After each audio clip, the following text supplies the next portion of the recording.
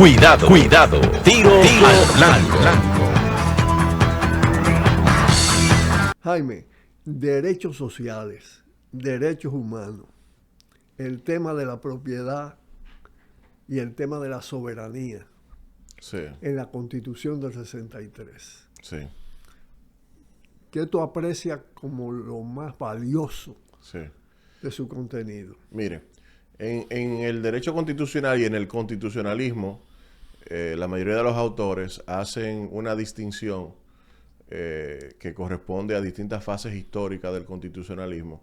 Y, por ejemplo, hablan en el constitucionalismo moderno de un constitucionalismo liberal que se fundamenta esencialmente en los derechos individuales de las personas, pensados como derechos de no intervención sobre su ámbito de acción. Pero luego, entonces, precisamente con la ampliación del sufragio a todos los hombres, independientemente de que fuesen propietarios o no, igualmente después a las mujeres, con la ascensión de las clases trabajadoras, de la creación de los partidos de trabajadores y su llegada a puestos de decisión, pues entonces se fueron incorporando cláusulas sociales a las constituciones y de ahí surge lo que los constitucionalistas llaman el constitucionalismo social. La Constitución del 63 es, en mi opinión, la primera expresión de constitucionalismo social en la República Dominicana. En toda la historia republicana. En toda la historia. Antes los elementos sociales estaban fuera de la Constitución, totalmente. Y de esa manera sigue el paradigma que empezó la Constitución de Querétaro en México del 1917, luego de la famosa Revolución Mexicana, ¿verdad? Y la Constitución de Weimar, la famosa Constitución de entreguerras en Alemania, y otras constituciones como la de Cuba de 1940, en la que Juan Bosch participó como revisor. Juan Bosch era asistente y asesor de Carlos Prioso Carrasco. Y evidentemente lo motivó mucho. Exacto. Entonces, esa constitución del 63 incorpora por primera vez a nivel constitucional, porque ya existía una ley de trabajo, la ley de trabajo de Trujillo, famosa, los derechos sociales de los trabajadores, como por ejemplo el derecho a la sindicalización, el derecho a la huelga, un derecho que aún se mantiene, que es el derecho a la participación de los beneficios de la empresa, la famosa bonificación, con relación, por ejemplo, al ámbito familiar, prohibió la distinción entre hijos naturales e hijos legítimos. Los más jóvenes no recuerdan eso, usted lo recordará. Yo nunca lo viví, pero antes había una distinción, incluso en términos de derechos, si el hijo nacía en el matrimonio o fuera del matrimonio. Y eso ya lo prohibía la Constitución del año 1963. En lo que respecta, por ejemplo, al matrimonio, establecía que ambos esposos eran administradores en igualdad de condiciones de los bienes de la comunidad. En términos sociales y económicos, esa Constitución incluyó lo que vendría a ser una especie de antecedente de lo que hoy conocemos como impuesto a la propiedad inmobiliaria, que es un impuesto progresivo en tanto, ¿verdad?, grava a quienes tienen un mayor patrimonio. Y es que la Constitución establecía la obligación de fijar un impuesto para la plusvalía que se ocasionara por la acción estatal. Sí. Por ejemplo, el alza del valor de la propiedad a partir de inversión del Estado. Exactamente. Obviamente yo tengo un terreno y el Estado le hace una carretera. Y de ahí se derivó la ley de plusvalía. Ese valor sube. Entonces, es una constitución que declaró la ciencia como fundamento de la acusación, de la educación, perdón. No hizo referencia al concordato, a diferencia de todas las constituciones anteriores desde que se aprobó el concordato, y eso trajo muchos problemas, que vamos a llegar ahí después, ¿verdad? O sea, está muy influida por el laicismo. Claro, una constitución laica. Y una constitución cuyo fundamento es el trabajo, incluso, así lo establece en uno de sus primeros artículos. La cantidad de artículos dedicada al tema de los derechos del trabajo, pues también está el derecho a huelga, muy bien definido, ¿no? Así es. Entonces, es una constitución, vuelvo y repito, que en lo que respecta específicamente a los derechos económicos, sociales y culturales,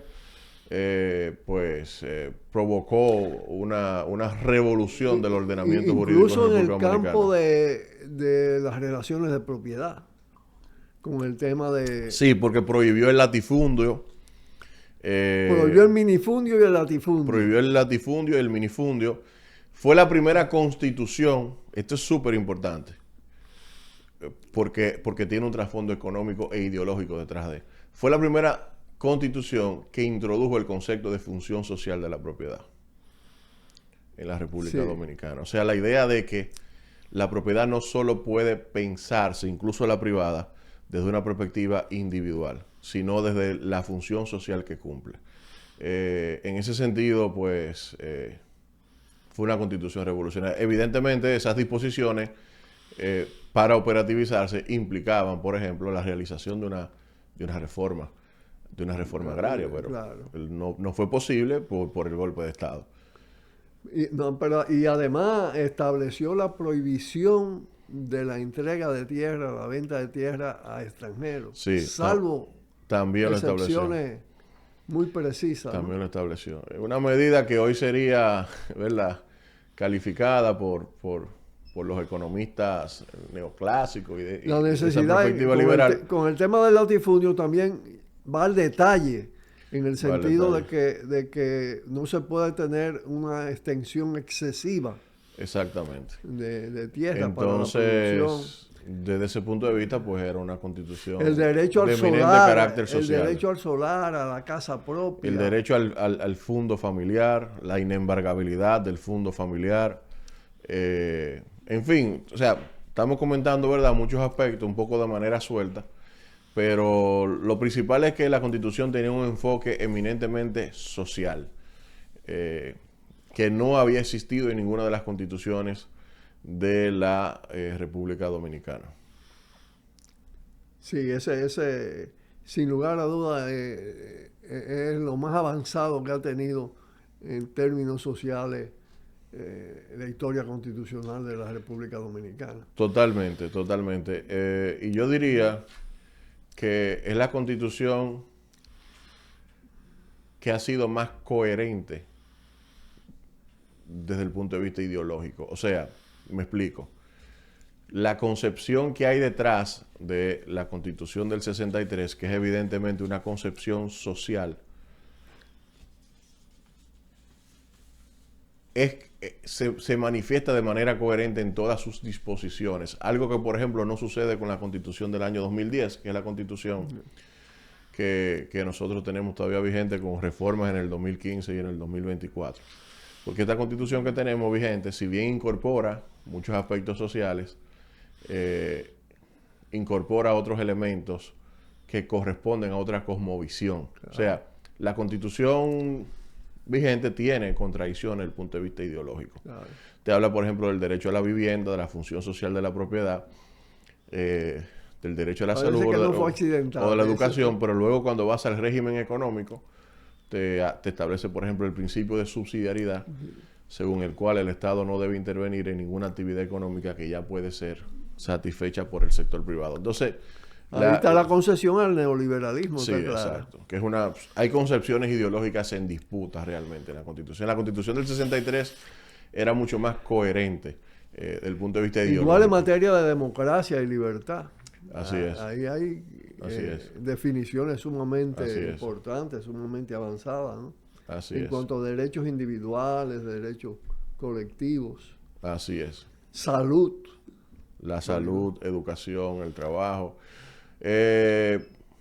Lógicamente no se hacía referencia, en ese entonces todavía no se discutía ese tipo de temas, sobre el tema de la protección del medio ambiente y los recursos naturales, ¿verdad? Eso es un tema que se hizo políticamente relevante unas décadas después. Pero fíjese, por ejemplo, en esa época todavía la República Dominicana ni soñaba que su principal actividad económica fuese el turismo. Todavía en ese momento, si no me equivoco, la principal actividad económica era la producción azucarera, ¿verdad? Claro. Y ya creo que la propia Constitución hacía referencia a Samaná, a la península de Samaná, como un territorio con potencial turístico. Se declaraba de alto interés para el turismo la provincia de Samaná. O sea que Bosch tenía también una visión específica de gobierno.